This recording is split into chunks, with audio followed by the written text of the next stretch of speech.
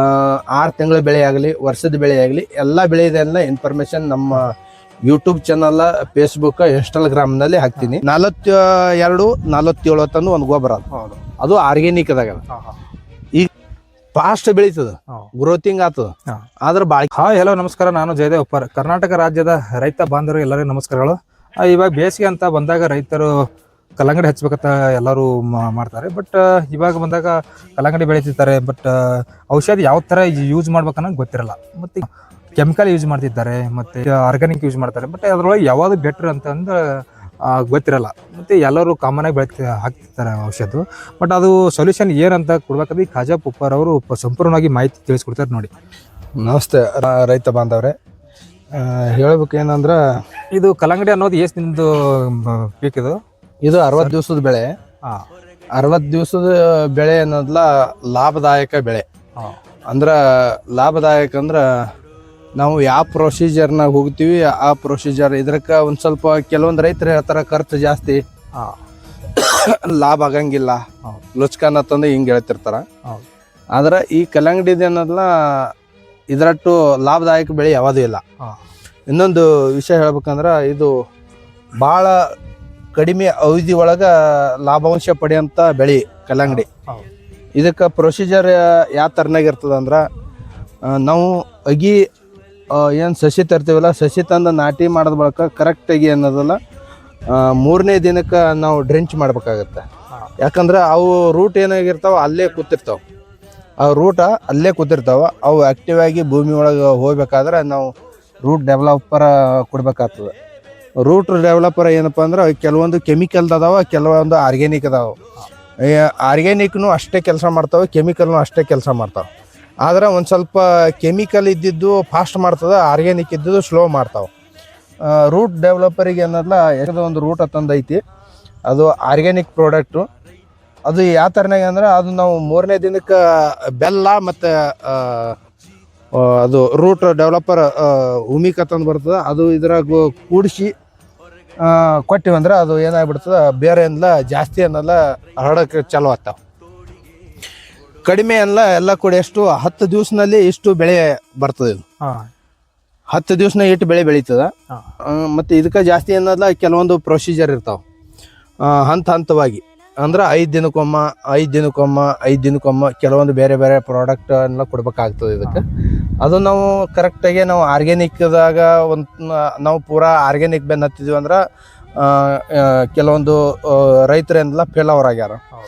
ಅದಕ್ಕೆ ಆರ್ಗ್ಯಾನಿಕ್ ಎಷ್ಟು ಕೊಡಬೇಕು, ಕೆಮಿಕಲ್ ಎಷ್ಟು ಕೊಡಬೇಕು, ಅಷ್ಟು ಸಮ ಪ್ರಮಾಣದಲ್ಲಿ ನಾವು ಕೊಟ್ಟು ನಾವು ಬೆಳೆಸಿದ್ವಿ ಆದ್ರೆ ನಮ್ಮದು ಖರ್ಚು ಕಮ್ಮಿ ಬರ್ತದೆ, ಮತ್ತು ಇಳುವರಿನೂ ಜಾಸ್ತಿ ಬರ್ತದೆ, ಮತ್ತು ಆದಾಯನೂ ಏನಲ್ಲ ಜಾಸ್ತಿ ಅನ್ನೋದ್ಲ ಇದಕ್ಕೆ ಅನುಕೂಲ ಆಗ್ತದೆ. ಹೆಂಗಪ್ಪ ಅಂದರೆ ಇದು ಈ ಸದ್ಯಕ್ಕೆ ನೆಕ್ಸ್ಟ್ ಇದು ಮುಂಚೆ ಒಂದು ವಿಡಿಯೋ ಮಾಡಿದ್ವಿ, ಡ್ರಿಂಚ್ ಯಾವ ಥರನೇ ಮಾಡಬೇಕು, ಯಾವ್ಯಾವ ಔಷಧಿ ಏನೇನೋ ಡ್ರಿಂಚ್ ಮಾಡಬೇಕು, ಫಸ್ಟ್ನೇ ಎಲ್ಲ ಸ್ಟೇಜ್ನಾಗ ಇದ್ದಾಗ ಒಂದು ವಿಡಿಯೋ ಮಾಡಿದ್ದೀವಿ. ನಮ್ಮ ವಿಡಿಯೋ ನೀವು ನೋಡ್ಬೇಕಾದ್ರೆ ಕರೆಕ್ಟಾಗಿ ಎಲ್ಲ ಬೆಳೆ, ದ್ರಾಕ್ಷಿ ಆಗಲಿ, ಇನ್ನಿತರ ಯಾವ್ಯಾವ ಕಮ್ಮಿ ದಿವಸದ ಬೆಳೆ ಆಗಲಿ, 6 ತಿಂಗಳ ಬೆಳೆ ಆಗಲಿ, ವರ್ಷದ ಬೆಳೆ ಆಗಲಿ, ಎಲ್ಲ ಬೆಳೆದೆಲ್ಲ ಇನ್ಫಾರ್ಮೇಶನ್ ನಮ್ಮ ಯೂಟ್ಯೂಬ್ ಚಾನಲ್, ಫೇಸ್ಬುಕ್, ಇನ್ಸ್ಟಾಗ್ರಾಮ್ನಲ್ಲಿ ಹಾಕ್ತೀನಿ. ಅದು ನಮ್ಮ ID ಬಂದು ಕಾಜಪ್ಪ ರೈತ ಮಿತ್ರ ತಂದೈತಿ. ನೀವು ಅದು ಆ ಚಾನಲ್ಗೆ ಹೋಗಿ ನೀವು ಕರೆಕ್ಟಾಗಿ ನೀವು ನೋಡಿದ್ದಿ ಆದ್ರೆ ನಿಮಗೆಲ್ಲ ಪ್ರತಿಯೊಂದು ವೀಡಿಯೋಸ್ಗಳು ಯಾವ್ಯಾವ ಟೈಮ್ದಾಗ ಏನೇನು ಬೇಕು ನಿಮಗೆ ಅನ್ನೋದನ್ನ ಗೈಡೆನ್ಸ್ ಸಿಕ್ಬಿಡ್ತಾವೆ. ಇಲ್ಲಪ್ಪ ಅಂದ್ರೆ ನಮ್ಗೆ ಅದ್ರಾಗೂ ವಿಡಿಯೋದಿಂದ ಕ್ಲಿಯರ್ ಇರ್ತಾವೆ ನಿಮ್ಗೆ ಯಾವ ಹಂತದಾಗ ಯಾವ ಮಾಡ್ಯಾರ, ಯಾವ ಹಂತದಾಗ ಏನು ಪ್ರೊಸೀಜರ್ ಐತಿ, ಯಾವ ಹಂತದಾಗ ಇದಕ್ಕೆ ಏನೇನು ಕೊಟ್ಟಾರ ಅನ್ನೋದು ಎಲ್ಲ ವಿಡಿಯೋದೊಳಗೆ ಕ್ಲಿಯರ್ ಇರ್ತಾವೆ. ಮತ್ತು ಈಗ ಈ ಸದ್ಯಕ್ಕೆಲ್ಲ ನಿನ್ನೆ ಒಂದು ಡ್ರಿಂಚಿಂಗ್ ಎಲ್ಲ ಇದಕ್ಕೆ ಕೊಟ್ಟಿದ್ದು, ನಿನ್ನೆ ಇವತ್ತು ಏನಪ್ಪ ಅಂದ್ರೆ ಇದಕ್ಕೆ ಅಮಿನೋ ಆಸಿಡ್ ಅಂತಂದು ಬರ್ತದೆ ಒಂದು ಕಂಟೆಂಟ್. ಅಮಿನೋ ಆಸಿಡ್ ಕಂಟೆಂಟ್ 19 ಆರ್ಗ್ಯಾನಿಕ್ದಾಗಿ ಅದಾವೆ, NPK ಇದ್ರಾಗ ಆರ್ಗ್ಯಾನಿಕ್ನೇ ಅದಾವೆ. ಅದು ಮಿಕ್ಸ್ ಮಾಡಿ ಇದು ಕೊಟ್ಟಿದ್ದು. ಇದು ಇನ್ನು ಈಗ ಕೊಟ್ಟಿದ್ದು ಅಂದರೆ ಇನ್ನು 5 ದಿನ ಬಿಟ್ಟು ಇದು ಡೆವಲಪ್ ಏನಾಗುತ್ತದನ್ನು ಮುಂದೆ ಪ್ರೊಸೀಜರ್ ಆಗಿತ್ತು. ಯಾಕೆ ಹಿಂದೆ ಮಾಡಿದ್ದು ಈ ಸದ್ದ ಪ್ರೊಸೀಜರ್ 5 ದಿವಸದ ಏನಾಗೈತಿ ಅನ್ನೋದು ಈ ರಿಸಲ್ಟ್ ಕಂಡ ಹೌದಾ. ಇದ್ರ ಮ್ಯಾಗ ಏನು ಇದಕ್ಕೇನು ಪೋಷಕಾಂಶಗಳು ಬೇಕು, ಕೀಟನಾಶಕಗಳು ಯಾವ ಥರನಾಗಿ ಅನ್ನೋದನ್ನ ನಿರ್ವಹಣೆ ಮಾಡ್ಕೋಬೇಕು, ಈಜಿಯಾಗಿ ಹಂತವಾಗಿ ಹೋಗ್ಬೇಕು. ಇನ್ನು 7-8 ದಿವಸನಲ್ಲಿ ಇನ್ನು ಇದು ಫ್ಲವರಿಂಗ್ ಚಾಲು ಆಗ್ತದೆ. ಇನ್ನು 7-8 ದಿವಸನಲ್ಲಿ ಅದು ಫ್ಲವರಿಂಗ್ ಚಾಲು ಆಯ್ತಂದ್ರೆ ಈ ಫ್ಲವರಿಂಗ್ನಾಗ ಇದಕ್ಕೆ ಏನು ಪ್ರೊಸೀಜರ್ ತೊಗೋಬೇಕು, ಹೌದು ಸೆಟ್ಟಿಂಗ್ ಯಾವ ಥರನಾಗ ಮಾಡಬೇಕು, ಮತ್ತು ಕಾಯಿ ಡೆವಲಪ್ ಕರೆಕ್ಟಾಗಿ ಯಾವ ಹಂತದಾಗ ಇದ್ದಾಗ ಅದ್ರದ್ದು ಏನು ಪ್ರೊಸೀಜರ್ ಮಾಡ್ಕೋಬೇಕು, ಹಿಂಗೆಲ್ಲ ಒಂದೊಂದು ವಿಡಿಯೋಗಳೆಲ್ಲ ಹಾಕಿರ್ತೀವಿ ಹಂತವಾಗಿ. ನೀವು ಕರೆಕ್ಟಾಗಿ ಆ ವಿಡ್ಕೊಂಡ್ರಿ ಅಂದ್ರೆ ನಿಮ್ಗೆ ಅದು ನಿಮಗೆಲ್ಲ ಅದು ಎಲ್ಲ ಐಡಿಯಾ ಸಿಕ್ಕೋತ ಹೋಗ್ತಿರ್ತದೆ. ಸರ್ ಇನ್ನೊಂದ್ರಿ, ಈಗ ಆರ್ಗ್ಯಾನಿಕ್ ಕೆಮಿಕಲ್ ಬಳಸ್ತಾರಲ್ಲ ಅದ್ರದ್ದು ಒಂದು ಏನು ಹೇಳ್ತಾರ, ಅದ್ರದ್ದು ಏನೇ ಬಜೆಟಲ್ಲಿ ಅತಿ ಹೆಚ್ಚು ಇಳುವರಿ ಬರ್ತದೆ ಅಂತಾರಲ್ಲ, ಅದ್ರದ್ದು ವ್ಯತ್ಯಾಸ ಏನು ಹೇಳ್ತಾರ ರೈತರಿಗೆ? ಅಲ್ಲದ ರೈತರಿಗೆ ಅಷ್ಟೊಂದು ಯಾರಿಗೂ ಗೊತ್ತಿಲ್ಲ. ಏನೋ ದಾಳಿಂಬೆ ಅಲ್ಲಿ ದ್ರಾಕ್ಷಿ ಅಲ್ಲಿ ಇವಾಗ ಇದು ಯಾವ ಥರ ಅಂದ್ರೆ ಕೆಲವೊಂದು ಕೆಮಿಕಲ್ ಫರ್ಟಿಲೈಸರ್ಗಳು ಅದಾವ. ಈಗ ಯಾವುದೇ ಫರ್ಟಿಲೈಸರ್ ತೊಗೊಂಡ್ರು ಕೋರಿ ಕನಿಷ್ಠ ಏನು ಇಲ್ಲ ಅಂದ್ರೆ 4,000 ರೂಪಾಯಿ ಮೇಲ್ಪಟ್ಟೆ ಅದಾವ. ಕೆಲವು ಡ್ರಿಪ್ಪರ್ ಗೊಬ್ಬರಗಳು ಬಿಡಬೇಕಾಗ್ತದೆ. ಯಾಕಂದ್ರೆ ನಾವು ಇದರಿಂದ ಈ ಸದಾ ಕೊಡಕ್ಕಾಗಲ್ಲ. ಕೆಲವೊಂದು ಯಾಕಂದ್ರೆ ಇದು ಮಲ್ಚಿಂಗ್ ಇರ್ತದೆ. ನಾವು ಏನು ಮುಖಾಂತರ ಹನಿ ನೀರಾವರಿ ಮುಖಾಂತರ ನಾವು ಕೊಡಬೇಕು. ಕೆಲವೊಂದು ಪೋಷಕಾಂಶಗಳಾಗಲಿ ಕೆಲವೊಂದು ಏನದ ಗೊಬ್ಬರಸುಗಳಾಗಲಿ SP ಆಗ್ರೋಟೆಕ್ ಕಂಪ್ನಿದು ಏನಲ್ಲ ಕೆಲವೊಂದು ಗೊಬ್ಬರಸುಗಳು ಅದಾವೆ, ಎಲ್ಲ ಥರ ಅದಾವೆ. ಅವು ಒಂದೊಂದು ಹಂತವಾಗಿ ಎಲ್ಲ ಈ ಸ್ಟೇಜ್ನಾಗ ಏನು ಕೊಡಬೇಕು ಅದು ಬೆಳೆ, ಈ ಮುಂದಿನ ಸ್ಟೇಜ್ನಾಗ ಏನು ಕೊಡಬೇಕು ಅದು. ಈ ಸದ್ಯಕ್ಕೆ ನೆಕ್ಸ್ಟ್ ಈ ಸ್ಟೇಜ್ ಮುಗ್ದೈತಿ. ಈಗ ಮುಂದಿನ ಸ್ಟೇಜ್ ಇದಕ್ಕೆ ಕೊಡ್ತದ. ಏನು ಕೊಡ್ತದಪ್ಪ ಅಂದ್ರೆ 42-47 ತಂದು ಒಂದು ಗೊಬ್ಬರ ಅದು ಆರ್ಗ್ಯಾನಿಕ್ ಅದಾಗ. ಈಗ ಅದು ಈ ಸದ್ಯ ಸ್ಟಾರ್ಟಿಂಗ್ ಇದ್ರದ್ದೆಲ್ಲ ಡ್ರಿಂಚ್ ಇದು 2 ಡೋಸ್ ಮುಗ್ದಾವ. ಇನ್ನು 1 ಡೋಸ್ ಮುಗಿಸಿ ಅದು ಪ್ರೊಸೀಜರ್ ಮಾಡಿದ್ರೆ ಈ ಬೆಳೆ ಎಲ್ಲ ಇನ್ನು 8 ದಿನದ ಈ ಬೆಳೆ ಎಲ್ಲ ಮುಚ್ಕೊಂಡು ಬಿಡ್ತೈತಿ ಕ್ಲಿಯರ್ ಆಗಿ. ಮುಂದಿನ ವಿಡಿಯೋದಾಗ ನಿಮ್ಗೆ ಇದು ಯಾವ ಥರನಾಗ ಬೆಳೆ ಬೆಳೆದೈತಿ ಏನೈತಿ ಅನ್ನೋದು ನಿಮ್ಗೆ ಕ್ಲಿಯರ್ ಆಗಿ ತೋರಿಸ್ತೀವಿ. ಮತ್ತು ಇದು ಯಾವ್ಯಾವ ಇದರಾಗ ಏನಲ್ಲ ಪೋಷಕಾಂಶಗಳು ಹೆಂಗೆ ಇರ್ತಾವ ಅನ್ನೋದು ವಿಡಿಯೋ ಒಳಗಾಗಲಿ ಮತ್ತು ನೀವು ಸ್ಕ್ರೀನ್ ಮ್ಯಾಗ ಒಂದೊಂದು ಕೊಟ್ಟಿರ್ತೀವಿ. ಯಾವುದು ಔಷಧ, ಯಾವುದು ಸ್ಪ್ರೇ, ಯಾವುದು ಡ್ರಿಂಚ್ ಅನ್ನೋದು ಸ್ಕ್ರೀನ್ ಮ್ಯಾಗ ಹಾಕಿರ್ತೀವಿ. ಅದು ನೀವು ನೋಡಿಕೊಂಡು ಅದು ಮಾಡ್ಕೋಬೋದು. ಕೆಲವೊಂದು ಏನಲ್ಲ ನಿಮ್ಮಲ್ಲಿ ಸಿಕ್ಕರೆ ಯೂಸ್ ಮಾಡ್ಕೋಬೋದು, ಸಿಗಲಿಲ್ಲ ಅಂದ್ರೆ ನೀವು ಏನಲ್ಲ ಅದು ಪ್ರೊಸೀಜರ್ ಕೇಳಿದ್ರೆ ಅಂದ್ರೆ ನಾವು ನಿಮ್ಗೆ ಅದ್ರದ್ದು ಏನು ಥರನಾಗ ಮಾಡಬೇಕು, ಎಲ್ಲಿ ಸಿಗ್ತಾವೆ, ಏನು ಸುದ್ದಿ, ಕೆಲವೊಂದು ಆನ್ಲೈನ್ಲೇ ತರಿಸ್ಕೋಬೇಕಾಗಿರ್ತದೆ. ಕೆಲವೊಂದು ಔಷಧಗಳು ನಮ್ಗೆ ಯಾಕಂದ್ರೆ ಇಲ್ಲಿ ಅಂಗಡಿಯಾಗ ಹೋದಿವಿ ಅಂದ್ರೆ ನಮ್ಗೆ ಅವು ತುಟ್ಟಿ ಇದರಿಂದ ಸಿಗ್ತಿರ್ತಾವೆ. ನಾವು ಕೆಲವೊಂದು ಇದರ ಮುಖಾಂತರ ನಾವು ಆನ್ಲೈನ್ ಮುಖಾಂತರ ತರಿಸ್ಕೊಂಡಿವಿ ಅಂದ್ರೆ ಏನಾಗ್ತದೆ, ನಮ್ಮ ಖರ್ಚು ಕಮ್ಮಿ ಬರ್ತದೆ. ಯಾಕಂದ್ರೆ ಈ ಅಡ್ವಾನ್ಸ್ ನಾವು ಬೇಸಿಕ್ದಾಗ ಹೋಗ್ಬೇಕಾಗ್ತದೆ. ಈ ಹಂತದಾಗ ಅಂದ್ರೆ ಒಂದು ಆನ್ಲೈನ್ಲೇ ಬರ್ಬೇಕಂದ್ರೆ ಒಂದು 3-4 ದಿವಸ ಟೈಮ್ ತಗೋತದೆ. ಸರ್ ಇನ್ನೊಂದು, ಈಗ ಕೆಮಿಕಲ್ ಬಳಸ್ತಾರಲ್ಲ, ಕೆಮಿಕಲ್ನಿಂದ ಏನಾಗ್ತದೆ ಅಂತ ಹೇಳ್ತಾರ? ಕೆಮಿಕಲ್ನಿಂದ ಅಂದ್ರೆ ಈಗ ಇದಕ್ಕೆ ಕೆಮಿಕಲ್ ಜಾಸ್ತಿ ಯೂಸ್ ಮಾಡಿದೆ ಅಂದ್ರೆ ಕ್ವಾಲಿಟಿ ಕೆಡ್ತಾವ. ಫಾಸ್ಟ್ ಬೆಳೀತದೆ, ಗ್ರೋತಿಂಗ್ ಆಗ್ತದೆ, ಆದ್ರೆ ಬಾಳಿಕೆ ಬರಂಗಿಲ್ಲ. ಅಂದ್ರೆ ಇದ್ರಾಗ ನಾವು ಆರ್ಗ್ಯಾನಿಕ್ ನಾವು ಬೆನ್ನು ಹತ್ತಿದ್ದೀವಿ ಅಂದ್ರೆ ಸ್ವೀಟ್ನೆಸ್ ಜಾಸ್ತಿ ಬರ್ತದೆ. ಅದ್ರದ್ದು ಒಂದು ಸ್ವಲ್ಪ ಸ್ವೀಟ್ನೆಸ್ ಕಮ್ಮಿ ಇರ್ತದೆ. ಅಂದ್ರೆ ಕಾಯಿ ಏನೆಲ್ಲ ಕರೆಕ್ಟಾಗಿ ಮಿಂಚಿರ್ತದೆ.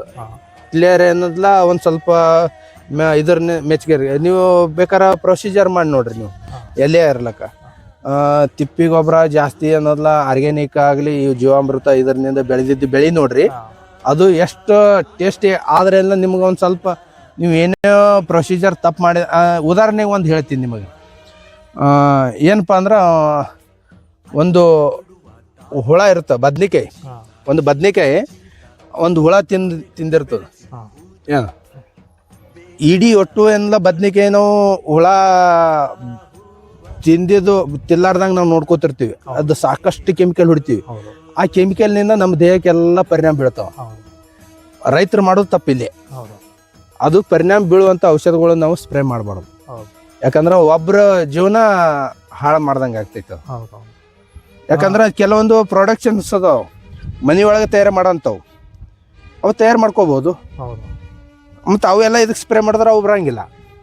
ಅಂದ್ರೆ ನಿಮ್ಮ ಪ್ರಕಾರ ನಿಮ್ಮದು SP ಆಗ್ರೋಟೆಕ್ ಒಂದು ಇದು ಇದೆನಾ ಆರ್ಗಾನಿಕ್? ಹೌದು. ರೈತರ ಬಾಂಧವರಿಗೆ ಏನು ತಿಳಿಸ್ಕೊಡೋದಂದ್ರೆ, ಇವ್ರು ಕಾಜಾ ಪಪ್ಪಾರ ಏನು ಹೇಳ್ತಂದ್ರೆ, ಕೆಮಿಕಲ್ ಯೂಸ್ ಮಾಡೋದ್ರಿಂದ ಏನಾಗ್ತದೆ, ಭೂಮಿಯಲ್ಲಿರೋ ಫಲವತ್ತತೆ ಕಡಿಮೆ ಆಗ್ತೈತಿ. ಅಂದ್ರೆ ಇವಾಗ ಪೋಷಕಾಂಶಗಳು ಆಯ್ತು ಮತ್ತು ಒಳಗಡೆ ಎರೆಹುಳ ಆಯ್ತು ಏನಾದರೂ ಇರ್ತಾವಲ್ಲ, ಜೀವ ಅಂಶಗಳು ಕಡಿಮೆ ಆಗ್ತೈತಿ. ಬಟ್ ಅವ್ರೇನು ಹೇಳ್ತಿದ್ದಾರೆ, ಕೆಮಿಕಲ್ ಯೂಸ್ ಮಾಡೋದ್ರಿಂದ ಇವಾಗ 2, 3, 4 ವರ್ಷದಿಂದ ನಮ್ಗೆ ಬೆನಿಫಿಟ್ ಇರ್ಬೋದು. ಇವಾಗ ನಾವು ಏನೋ ಬೆಳೆಸೋದ್ರಿಂದ ನಮ್ಗೆ ಸ್ಪೀಡ್ ವರ್ಕ್ ಆಗ್ಬೋದು ಕೆಮಿಕಲ್ದಿಂದ.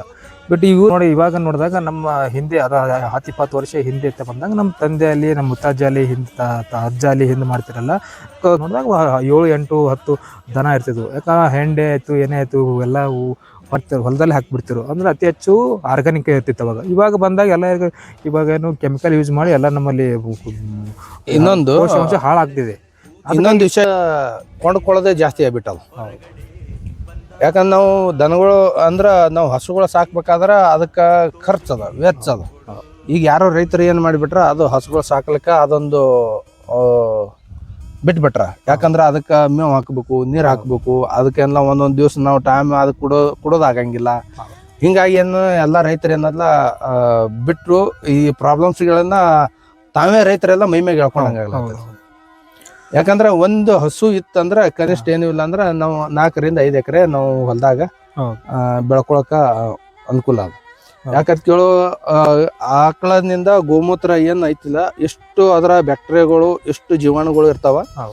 ಅದನ್ನ ನಾವು ಆಕ್ಟಿವ್ ಸೆಲ್ಸ್ ಆಗಿ ಮಾಡ್ಕೋಬೇಕಂದ್ರೆ ಕೆಲವೊಂದು ಪ್ರೊಸೀಜರ್ ಇರ್ತಾವ. ಅದನ್ನ ಮುಂದಿನ ವಿಡಿಯೋದಾಗ ನಾವು ಅದು ಕ್ಲಿಯರ್ ಆಗಿ ಯಾವ ಥರನಾಗೆ ಅದು ನಾವು ಗೋಮೂತ್ರ ನಾವು ಯೂಸ್ ಮಾಡಬೇಕು, ಯಾವ ಥರನಾಗೆ ಎಲ್ಲ ಬೆಳಿಗ್ಗೆ ಎಲ್ಲ ಹಾಕಬೇಕು, ಅದರಿಂದ ಏನೇನು ಲಾಭಗಳು ಆತಾವನು ಮುಂದಿನ ವಿಡಿಯೋದಾಗ ನಿಮ್ಗೆ ತಿಳಿಸ್ಕೊಡ್ತೀವಿ.